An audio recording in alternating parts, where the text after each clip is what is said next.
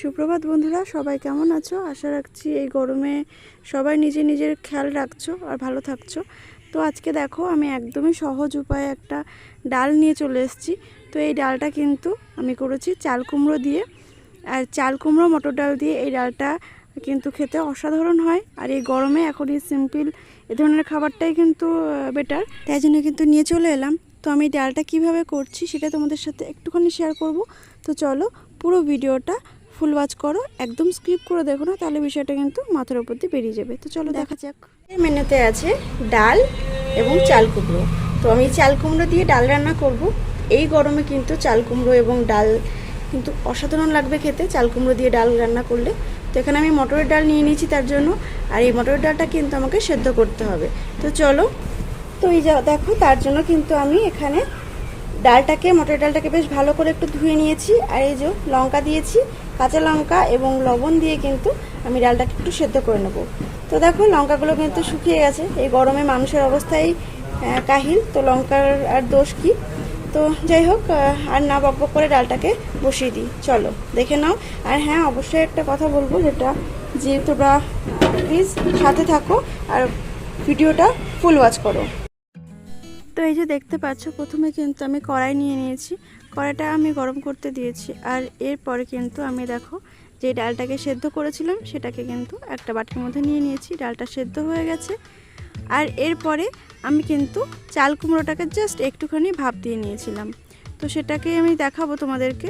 তো তার আগে দেখো, কড়াইটা গরম করে কিন্তু আমি একটু সর্ষের তেল নিয়ে নিয়েছি। তো আমি সর্ষের তেলে কিন্তু পুরো রান্নাটা করব, এই জন্য কিন্তু আমি 3টে শুকনো লঙ্কা এবং 2টো তেজপাতা কিন্তু ফোড়ন দিয়ে নিলাম। তো আমি লঙ্কাটাকে জাস্ট একটুখানি ফাটিয়ে বোটা সমেতই দিয়ে দিয়েছি। তো তেজপাতাটা আর লঙ্কাটা যখন একটুখানি কালার চেঞ্জ হয়ে আসবে, তখন কিন্তু আমি এই যে পাঁচফোড়নটা ফোড়ন দিয়ে দিয়েছি, দেখতেই পারলে। এবার দেখো, আমি এই বাটির মধ্যে একটুখানি আদা এবং জিরে বেটে রেখেছিলাম, সেটা কিন্তু দিয়ে দিলাম। এবার সামান্য পরিমাণ মশলা বাটি ধোয়া জলটাও কিন্তু আমি একটু দিয়ে দিয়েছি এর মধ্যে, দেখতে পারলে।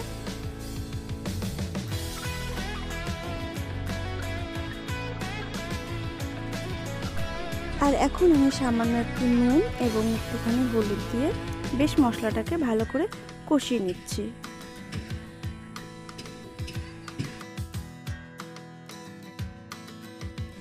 মশলাটা বেশ ভালোভাবে কষানো হয়ে এলে, বেশ একটা তেল ছাড়া ভাব যখন চলে আসবে, তখন কিন্তু এই পর্যায়ে আমি ভাপিয়ে রাখা যে চাল কুমড়োটা জল সমেত কিন্তু আমি এর মধ্যে দিয়ে দিচ্ছি।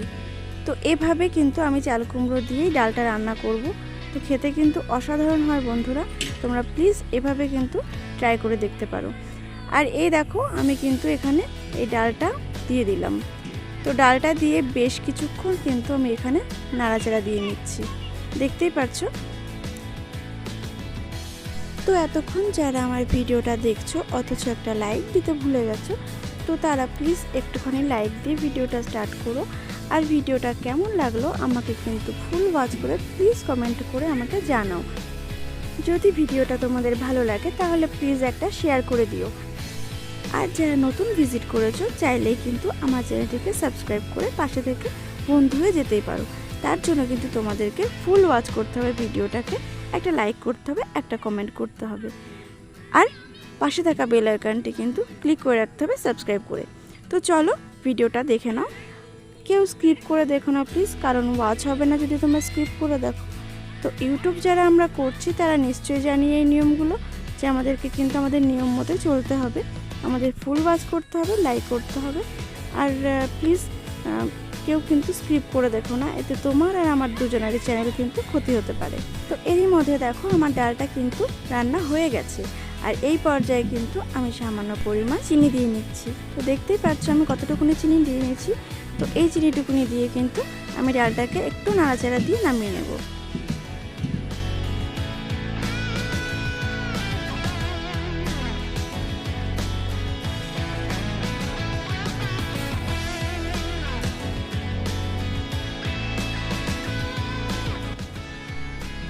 তো এই দেখো, চাল কুমড়োগুলো কিন্তু বেশ সুন্দরভাবে গলে গেছে, দেখতেই পাচ্ছ, বেশ একটা সবুজ কালার এসছে আর অসাধারণ লাগছে কিন্তু দেখতে। তো যাই হোক, আজকের এই রেসিপিটা তোমাদের কেমন লাগলো আমাকে কিন্তু অবশ্যই কমেন্ট করে জানাও। আর তোমাদের একটা মতামত কিন্তু আমাকে অনেক উৎসাহিত করে তুলবে তোমাদেরকে নতুন নতুন ভিডিও আপলোড দেওয়ার জন্য। আর একটা লাইক কিন্তু অবশ্যই করে যাও, তোমাদের একটা লাইক কিন্তু আমার এই ভিডিওটা আরও 5 জনের কাছে পৌঁছে দিতে সাহায্য করবে। তো তোমরা প্লিজ আমার পাশে থাকো, আমিও আছি তোমাদের সাথে। এই বলে কিন্তু আজকের মতো আমি বিদায় নিচ্ছি। আমি নূপুর, তোমাদের সবাইকে অনেক অনেক স্বাগত জানাই আমার নতুন ইউটিউব চ্যানেলে। তো চলো আজ এই অবধি, দেখা হবে নতুন কোনো দিন নতুন কোনো ব্লগের সঙ্গে। ততক্ষণ সবাই সুস্থ থাকবে, ভালো থাকবে আর সবাই সবার খেয়াল রাখবে। চলো টাটা, বাই বাই।